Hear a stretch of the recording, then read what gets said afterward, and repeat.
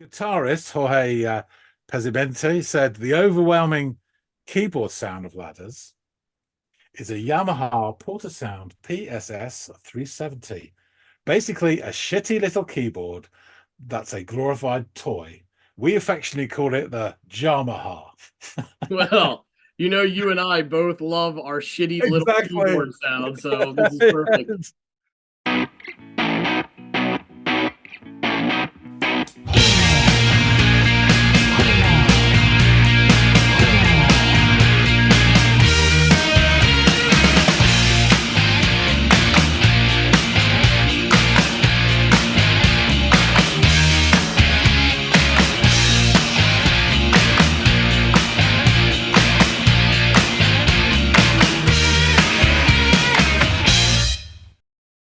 Hey, everybody out there in the YouTube sphere. I hope you all are doing well. Welcome back to another episode here of the Audiophiles, where John and I discuss tunes. And, John, you will be up to bat today, sir. What are you offering up to us? Okay, changing gear, something different. I have a band called the Loving Paupers. Loving Paupers, I can with 100% certainty tell you that I have never heard any of their stuff before, don't know who they are, but for some reason that name rings familiar and I could not tell you why. Fair enough. Okay, we'll go for it. So the track I've got from this band that you've never heard of, but have heard of, but never heard of, but somehow have heard of, but Yeah, I think. The track's called Ladder. Ladder, okay. Well, I will go climb it and give it a listen and let you know what I think.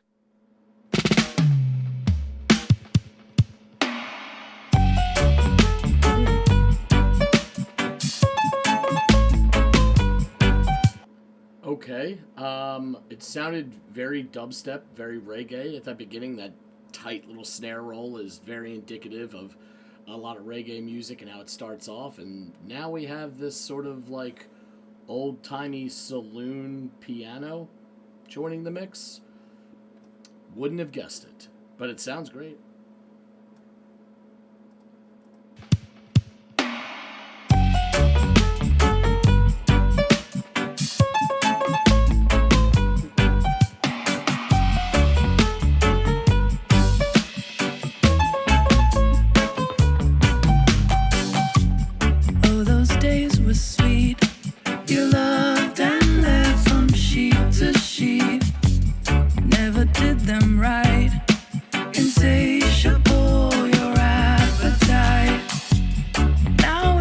I don't know what's more lush, that bass or her voice. She's got a great voice. It sounds really lovely. It's almost slightly airy and dreamy, but maybe just a little bit of I don't know.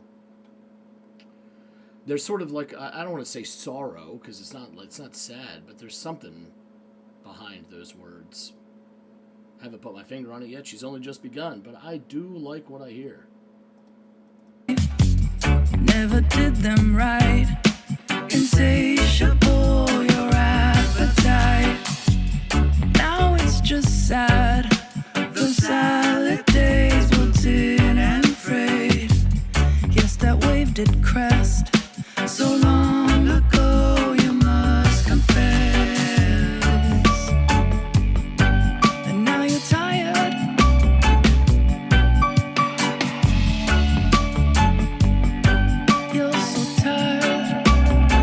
I don't know what it is, but that little piano bit sounds oddly familiar to me. I don't know what it is or what it would be from, if anything, or if my mind's just playing tricks on me, but I don't know what that is. John will tell me if it doesn't come to me, if it is even anything at all.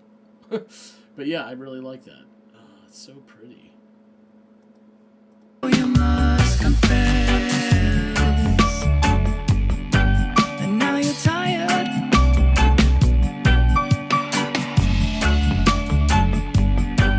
You're so tired. Try to fill the hole.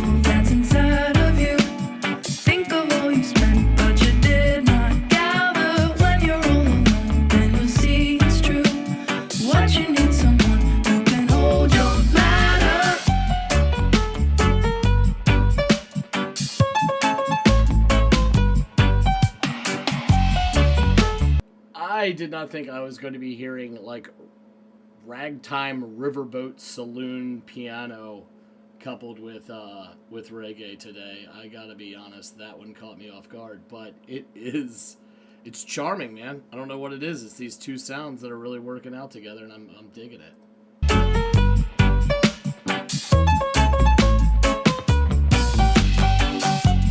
Now the end is near. Eternal darkness soon appears. Your body's racked with pain. Your light is in its final wane.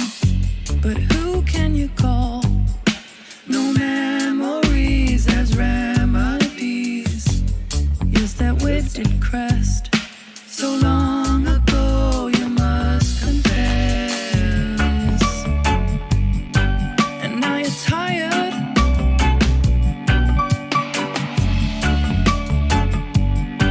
You're so tired. Try to fill the hole that's inside of you. Think of all you spent, but you did not gather. When you're all alone, and you'll see it's true. What you need, someone who can hold your ladder. That's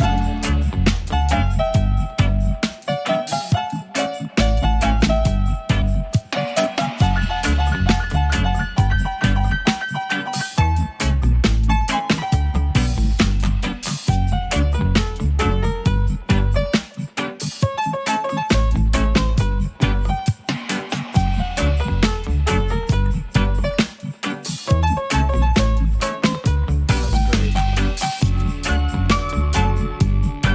And now you're tired.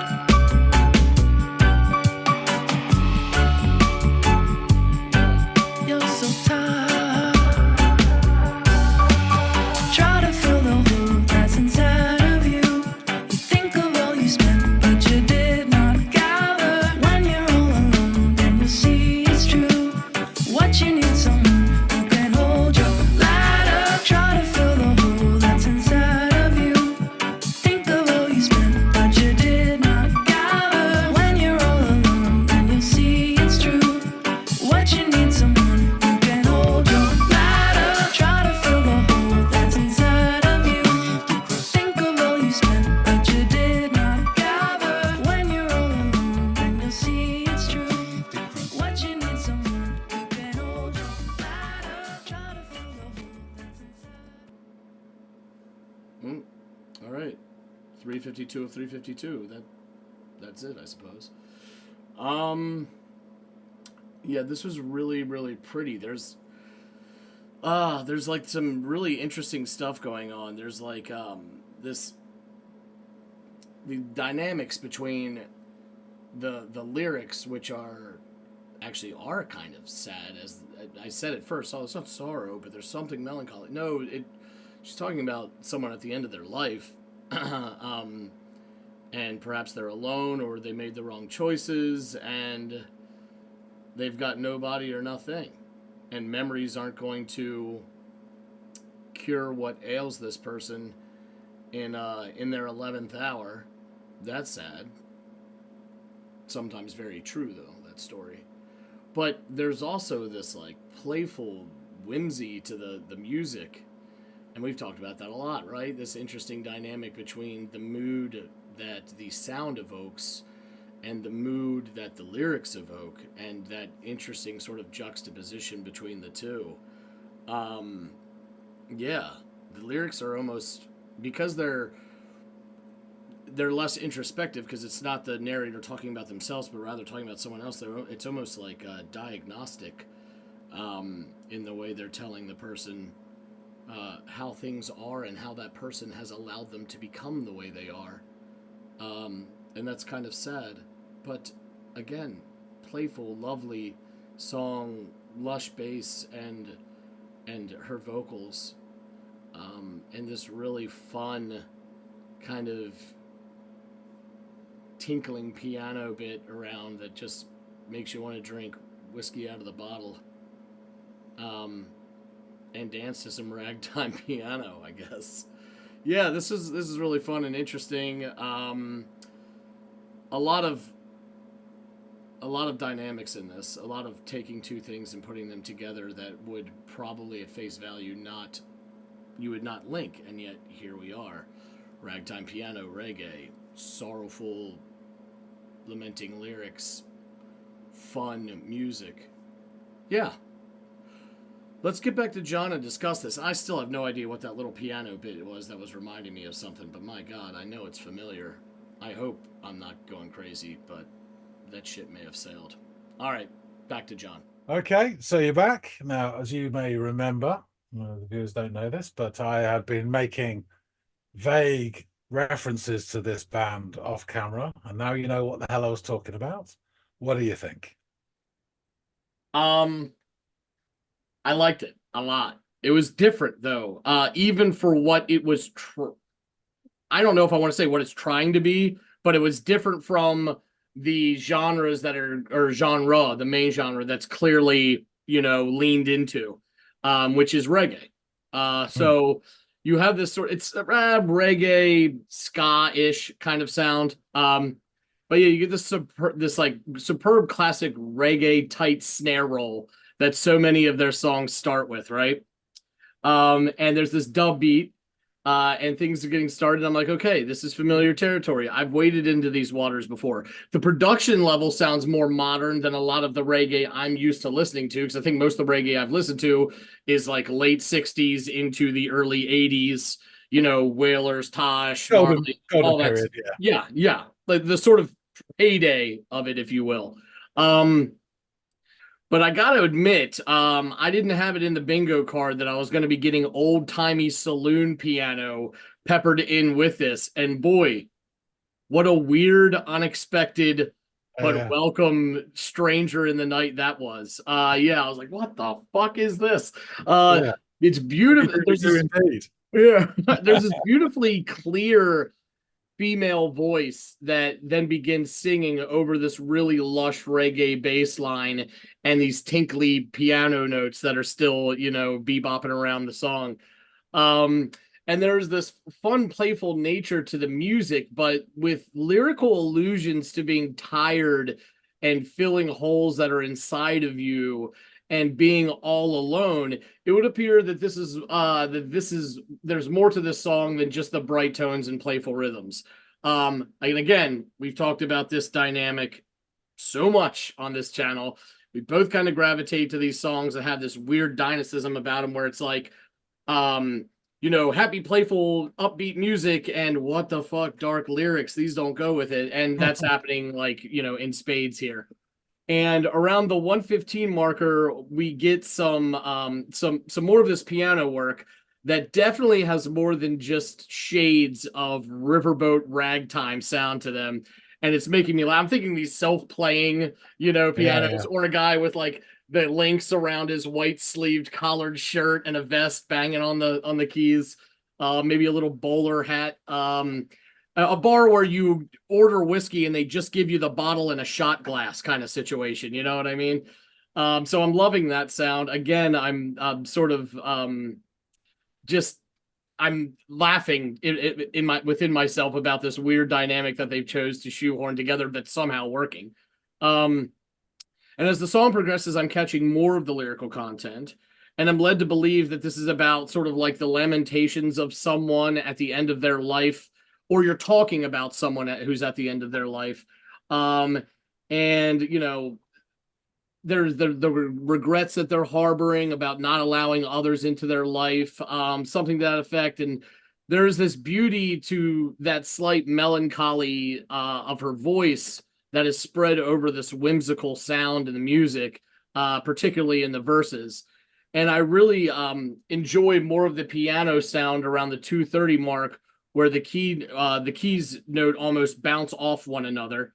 And there is this pattern that happened around the 47-second mark, and now again at the 2-minute and 54 mark, that has an odd familiarity to it. And it's really weird. It was weirding me out. I wasn't sure what it was. I couldn't put my finger on it, but it sounded like something that I had almost certainly heard before. And I think I've pinpointed it, but it is such a weird connection that I'm afraid to even bring it up, and I'm questioning myself.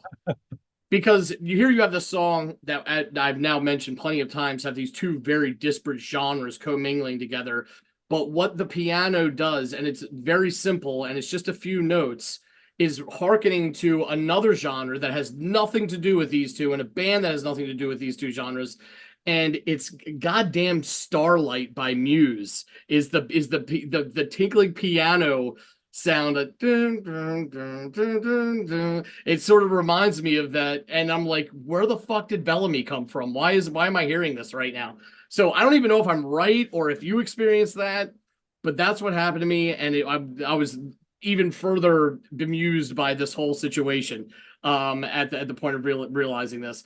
And then the song repeats the chorus until it abruptly cuts off, which, by the way, man, I was, you gave me lemon booty with how quick I had to beat the clock on stopping that thing before it went to commercials.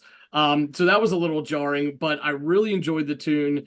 The dynamism between the two sounds of dubstep reggae and these fucking almost vaudevillian keys, as well as this overall playful nature of the music juxtaposed to this almost diagnostic lyrics where someone is talking to another person, telling them what they've done.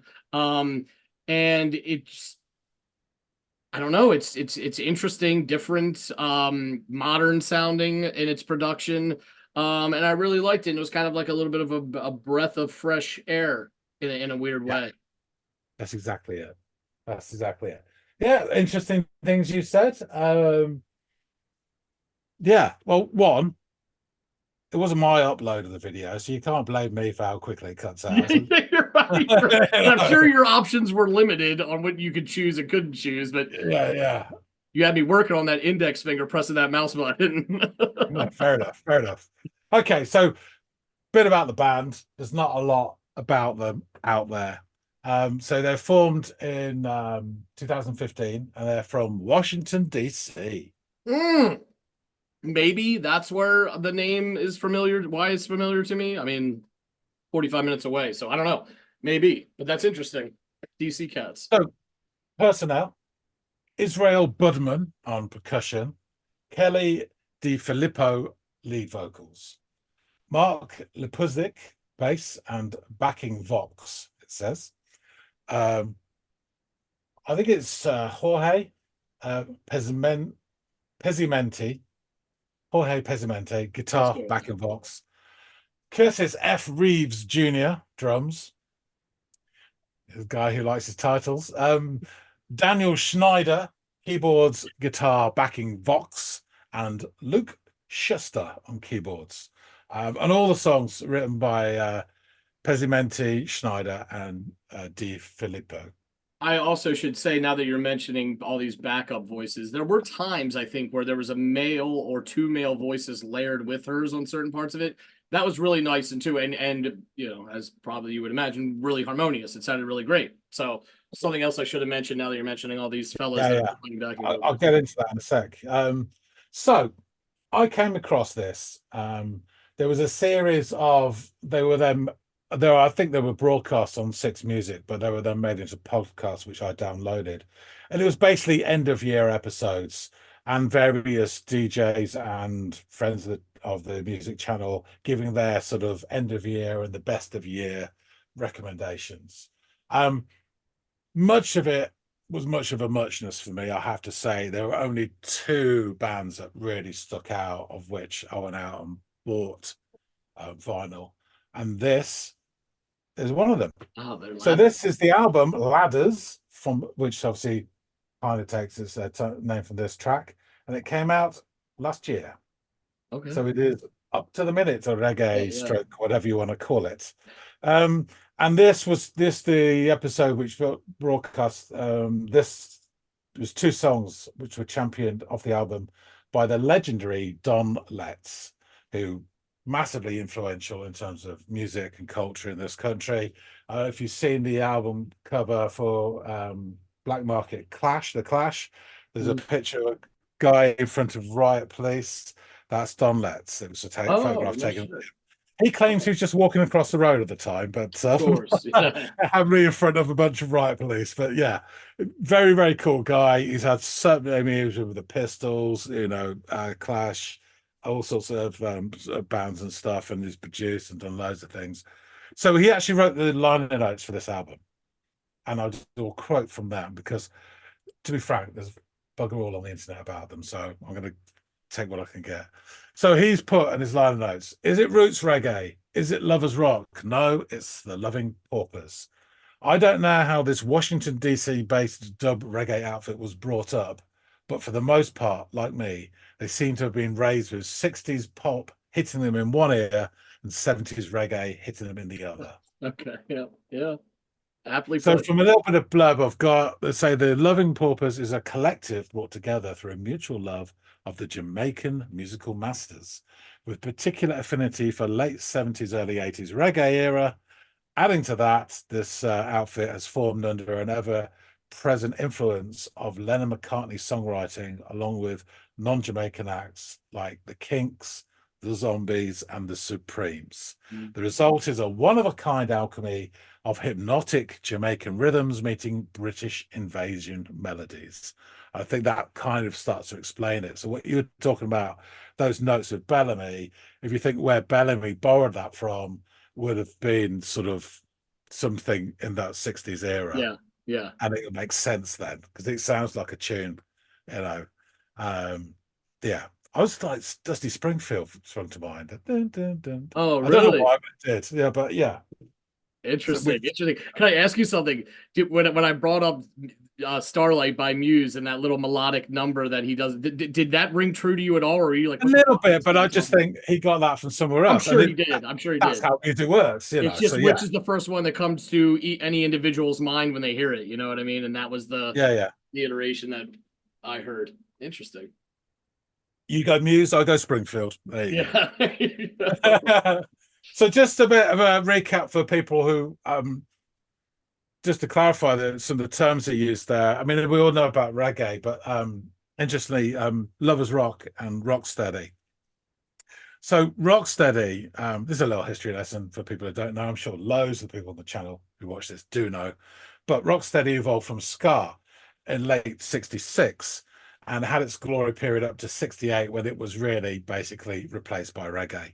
So as a successor to ska, rocksteady was slower, it's more refined and cooler, and the walking bass line that ska had from R&B changed, and it didn't play on every beat with equal emphasis. Instead, it has this repeated pattern that syncopates the rhythm. And both the bass and the drums play a prominent role in rocksteady, and it's sometimes referred to as Jamaican drum and bass. You can see how reggae would evolve from that. And lovers rock is a style of reggae music focused on romantic themes, both in sound and in lyrical content. And this is most prominent in the mid-70s in the UK. And the roots of this style are based on sort of reggae versions of popular love songs. I used to do this all the time. I remember hearing lots of reggae versions of Beatles songs and Stevie Wonder songs even and stuff like that. And that's how you get Ken Booth, people like that.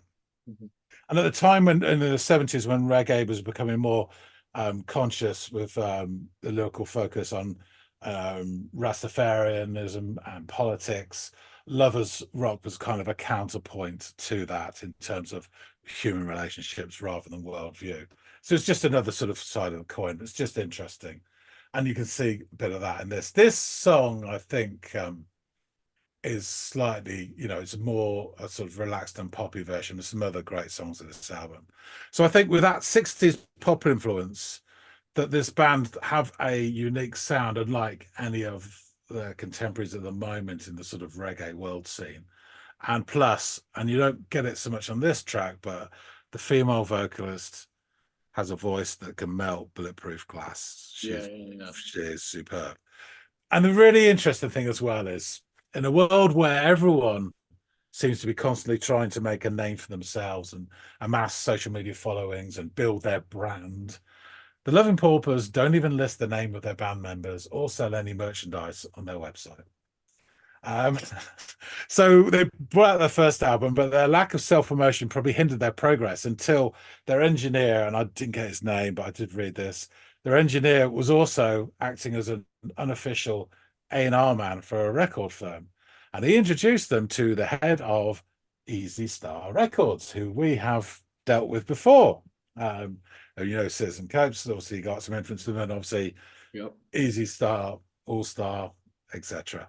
Yeah. So yeah, so that's really cool. So the guitarist Jorge Pezimente said the overwhelming keyboard sound of Ladders is a Yamaha Porter Sound PSS 370. Basically, a shitty little keyboard that's a glorified toy. We affectionately call it the Yamaha. Well, you and I both love our shitty little Exactly. keyboard sound, so this is perfect. So I thought this is why I particularly chose this track, because it's just, there is something both funny and incongruous and charming about that sort of sound to the keyboard. So the Ladder is actually the first single off this album. And the blurb here says, with a bubbly medley, the song ironically tells the story of someone who has lived a promiscuous, perhaps even selfish, non-committal lifestyle, but now has come to the end of their life and finds themselves alone, empty. Pretty much what you said. Now, it's only when you're right about the harmonies, but it's only when I got the lyrics and then went through them to check that they were correct that I noticed that it's every other line. It's so weird. You don't notice at the time. So I'll go through the lyrics, because they do repeat after the first half quite a lot. So, oh, those days were sweet. And then with the other guys singing as well, you loved and left from sheet to sheet. Never did them right. Insatiable, your appetite. Now it's just sad. Those salad days wilted and frayed. Yes, that wave did crest. So long ago you must confess. And he goes, do, do, do, do, do. And she sings, and now you're tired. You're so tired. And when she first sings that line, the way she sings it, melts my heart. It's great. And then it's the chorusy bit. Try to fill the hole that's inside of you. Think of all you spent, but you did not gather. When you're all alone, then you'll see it's true. What you need, someone who can hold your ladder. And then there's that first keyboard break, little solo-y bit. And then back into the verses again. And again, it's her, them, her, them, her, them.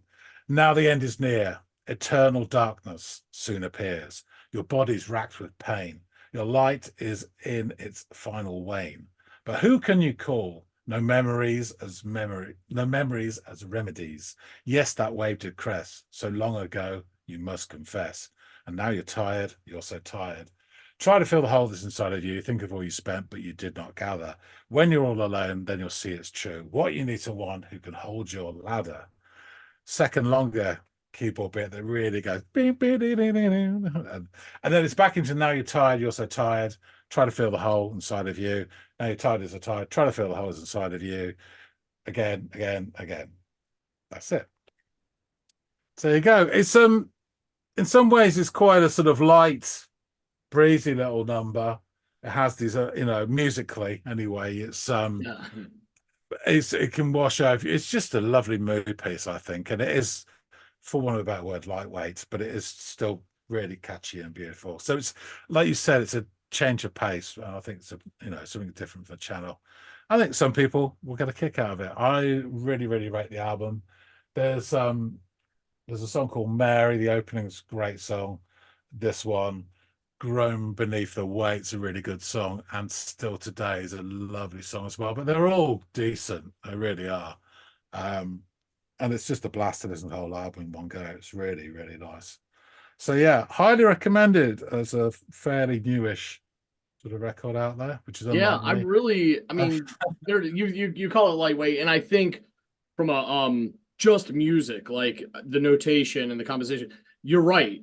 But there is something interesting that write-up alluded to, and I think I even in a more disjointed, less cohesive way was kind of trying to allude to as well in my synopsis of it, and I'm sure you ultimately agree with this, is that this amalgam of two different sounds that aren't necessarily conventional with one another I think exhibits some creativity, thoughtfulness, and a certain level of talent to be able to pull that off, as disparate as those two sounds are. And they do it really well. So I was like thoroughly, that's what I mean by breath of fresh air. It's like, oh my God, you had this idea and you did it, and it didn't sound like shit. It sounded great. In fact, it's really really cool, and a fun sort of combo of two sounds I'm familiar with on their own, but rarely together.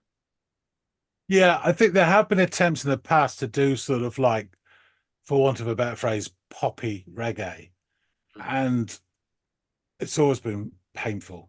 It's just never worked Mm-hmm. because as soon as you try and turn that corner, you kind of lose all of the reggae side of it, and it just Yeah. becomes this automated thing, you know. Whereas I think this manages to retain, as you say, the feet in both separate worlds, but making it a whole. So yeah, it's interesting. Okay, I will and I love it. So Yeah, yeah. great shot, man. That was good. I'll wrap things up. Thanks for listening, Andy.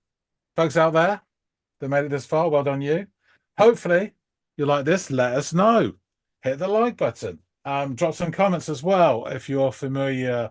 I haven't got their first album, so anyone's familiar with that, let me know. I'm sure it's decent as well.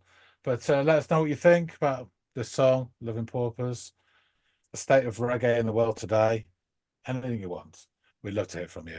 And if you haven't subscribed, please do. And every 10th subscription gets a free ladder.